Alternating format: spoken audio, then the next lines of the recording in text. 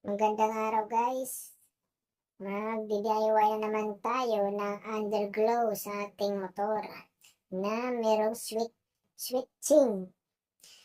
Magpapalit siya guys ng ilaw. Kunyari, pag nag-park light ka ng color green, pag nagpreno ka, magko-color red. Winerin ko na pala guys para din secure itong red tsaka green. Meron itong tatlong wire. Yung isang wire, pinagsama ang negative ng green sa red. Tapos yung isang wire para naman sa green at ang isang wire ay pinagsamang positive ng green. Ito palang wire na nilagyan ko ng palatandaan.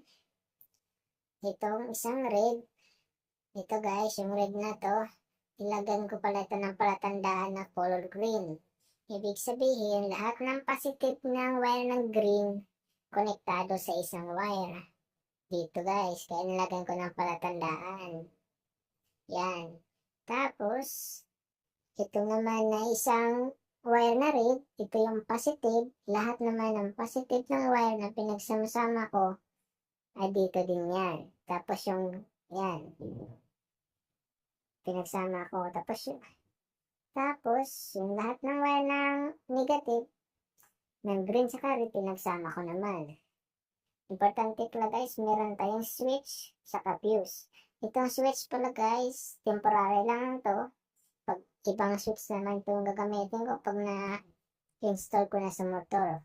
For demo purposes na naman ito. Kaya itong temporary nang ginamit ko.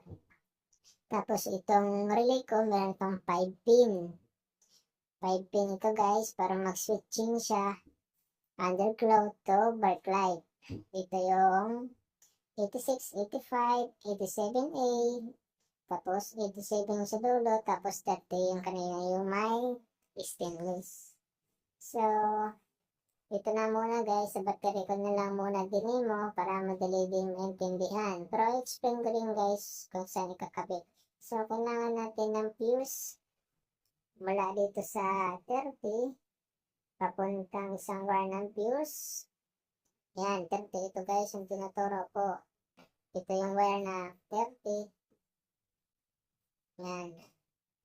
Tapos ito yung 86 sa 85. Yung kaliwa kanan guys, pwede naman yung magkabaliktad. Papuntang ground. Kaya kahit saan dyan yung pwedeng gamitin papuntang ground. Yan. Pero itong 30, lagi ito na sa main battery or sa positive lagi yan guys. Kaya nilagyan ko ng fuse para pag nagka-shortage, walang mangyari sa motor natin. Yung battery, yung fuse lang yung magso-shortage. Ito guys, pwede ito ilagay sa battery or direkta nyo itong ilalagay sa positive wire ng park light nyo. Para pagka in-open yung park light ng motor, automatic na siya mag-ilaw yung underglow natin. Pero pwede na naman siya guys yan ilagay sa positive na battery. Ito, 85 pala yung ginamit ko guys, papuntang ground. Pwede naman yan talaga yung 86, pero 85 yung lagi kong ginagamit. Yan, ito yung wire ng 85, nakatap sa isang switch.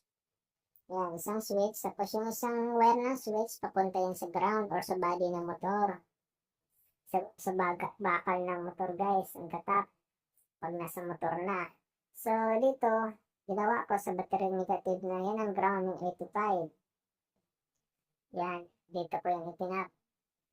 Nilagyan ko lang ng switch para sakali na araw, pwede mo munang i-off para hindi siya ilaw pag araw.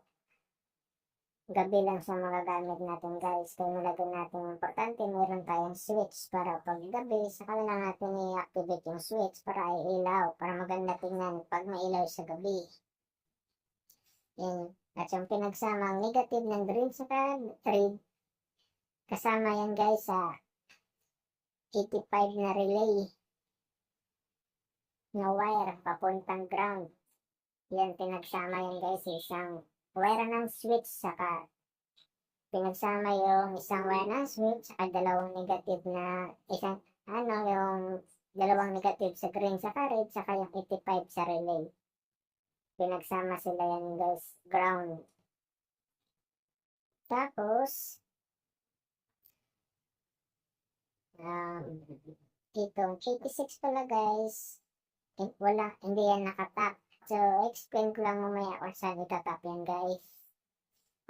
At saka yung 86, yung sa gitna pala guys, itong tinuturo ko, 87A yan guys. Yan, nakatap pala yan guys, direct sa color green na positive ng underglow natin. Tapos, yan, yung nilagyan ko ng palatandaan na green. Yung 87A yan guys sa relay.